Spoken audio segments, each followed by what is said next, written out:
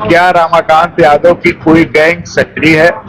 क्या रमाकांत यादव गैंग के माध्यम से धन उगाही कर रहे हैं? क्या रमाकांत यादव गैंग के माध्यम से अपराध कर रहे हैं? इस बात को उनको देखना है।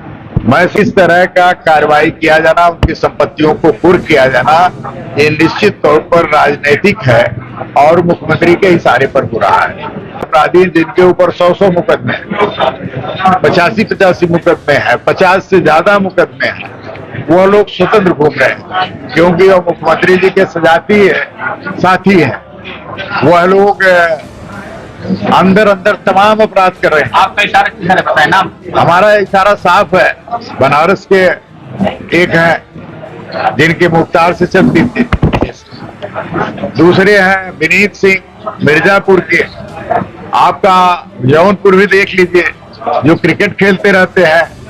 सुनो सुनो सुनो, आप सभी को सूचित किया जाता है कि जिला मजिस्ट्रेट जनपद आजमगढ़ के द्वारा गैंगस्टर के अभियुक्त रमाकांत यादव पुत्र स्वर्गीय श्रीपति यादव निवासी सरावा थाना दीदारगंज जनपद आजमगढ़, जिनका हाल पता है अंबारी थाना फूलपुर, इनके द्वारा अपराध से अर्जित अवैध धन से कमाई गई संपत्ति, जिसमें गांव बसई अशरफपुर के परगना माहौल तहसील फूलपुर के अंतर्गत घाटा संख्या 981 में कुल जमीन 3 हेक्टेयर 3.475 हेक्टेयर की जमीन को धारा अंतर्गत 14(1) गिरोहबंद एवं समाज विरोधी क्रियाकलाप निवारण अधिनियम के अंतर्गत कुर्क किया जाता है। सुनो सुनो। नमस्कार दोस्तों, आजमगढ़ में एक बार फिर से माहौल गर्म हो चुका है।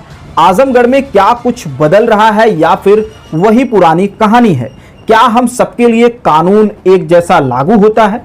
आजमगढ़ की वायरल खबर, समाजवादी पार्टी के बाहुबली विधायक रमाकांत यादव की लगभग 53 बीघा की जमीन कुर्क कर ली गई है, जिसकी कीमत 20 से 30 करोड़ बताई गई है।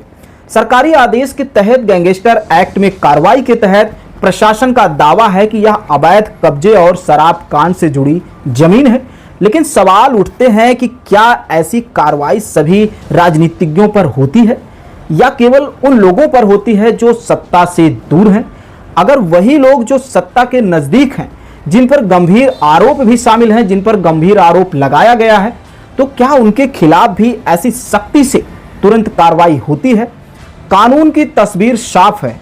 एक आम आदमी जरा सी भी गलती पर फंस जाता है, लेकिन जब रसूखदारों पर असरदार कार्रवाई होती है तो क्या ये कानून का सचमुच अंधा होना है?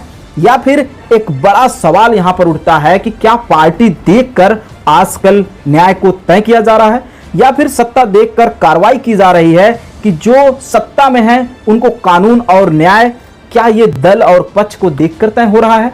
सोचिए, समझिए और सवाल को पूछते रहिए, क्योंकि सवाल ही जवाबों की शुरुआत है।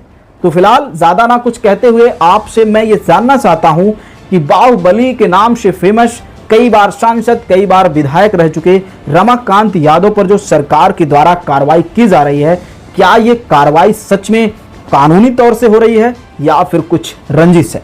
कमेंट बॉक्स में अपनी विचारधारा जरूर बताएं और अपने दोस्त भीमा चित्रा को दीजिए इजाजत। नमस्कार।